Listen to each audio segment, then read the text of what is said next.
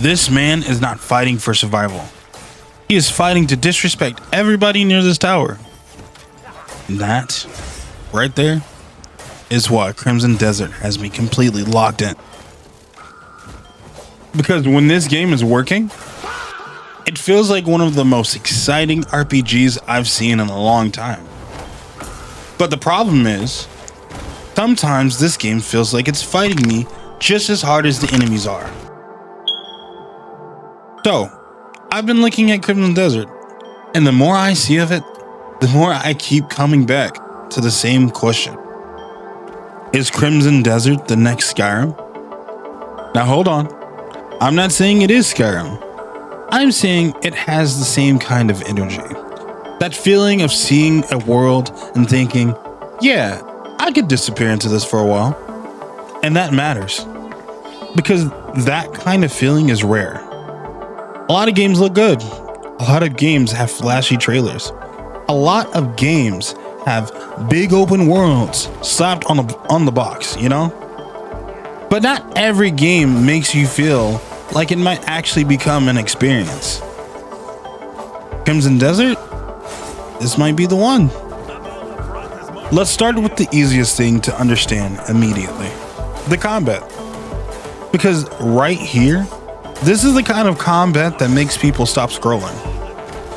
It looks heavy, it looks aggressive, and more importantly, it looks fun in the slightly unhinged way. Not just, oh cool, nice animation. I mean the kind of combat where you watch a guy get grabbed, launched, slammed, or folded like laundry and immediately go, okay, yeah, I need to play that. That's the magic. Crimson Desert's combat doesn't just look polished, looks rude. Now, I mean that as a compliment. It has the perfect mix of spectacle and force where every hit feels like it actually matters. Like you're not just tapping buttons, you're imposing your will on the battlefield. This isn't combat. This is workplace misconduct with swords. And for videos, that matters even more. Because if you're making content on a game, you need moments.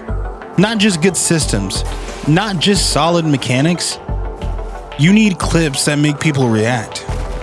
And Crimson Desert already feels like it has those moments built into its DNA. That's a huge reason I think people are paying attention to it. But combat alone does not make people compare something to Skyrim. That comparison comes from something deeper. It comes from potential. That feeling that this game might be more than just good. That it might be one of those games that people get lost in. The kind of game people talk about for years. The kind of game that creates stories. And that's where Crimson Desert starts getting really interesting to me. Because when I look at it, I don't just see flashy fights.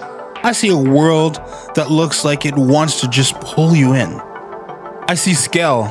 I see spectacle. I see those moments that make an RPG feel bigger than its mechanics. And that's important. Because the best RPGs don't just give you content. They give you feeling.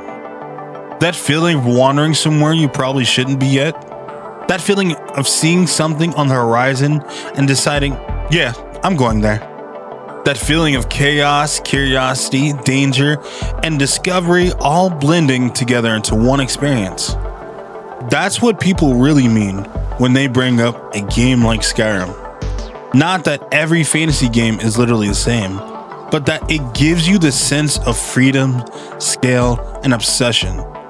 And Crimson Desert looks like it might have some of that. Not copy-paste, not imitation, its own thing. But still carrying the same dangerous energy of, hey, this might consume your life a little bit.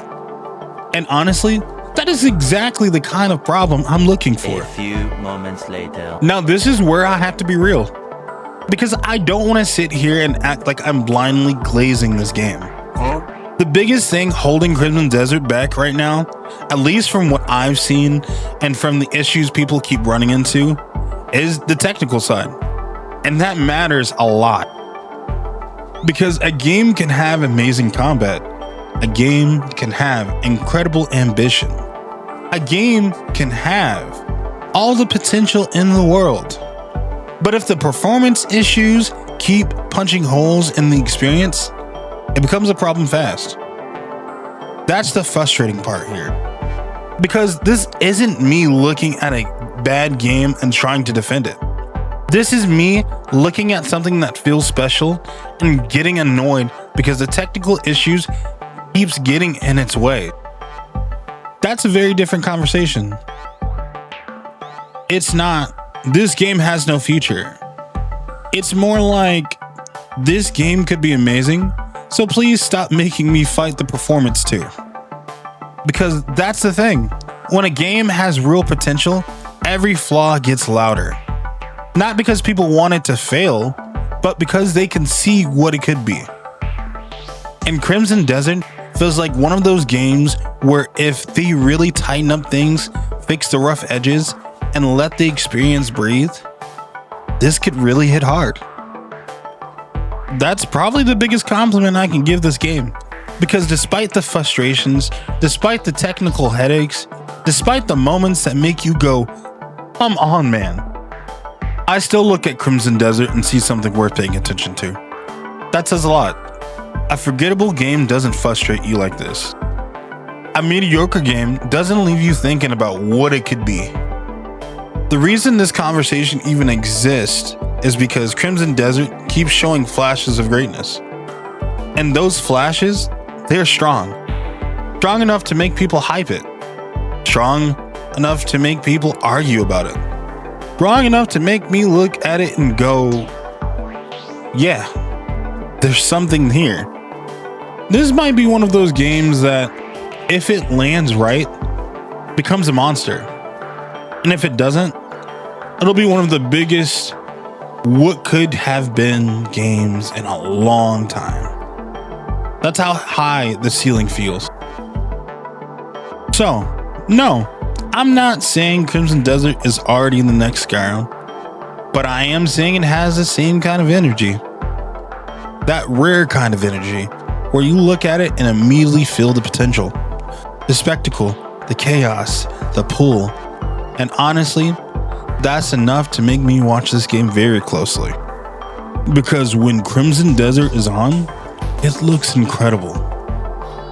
Now I just need it to stop fighting itself long enough to become what it clearly wants to be. Tell me this, am I overhyping this game? Or do you see it too? If you want more Crimson Desert videos, gameplay breakdowns, and is this actually peak moments? Subscribe, because I have a feeling this game is going to give us a lot to talk about.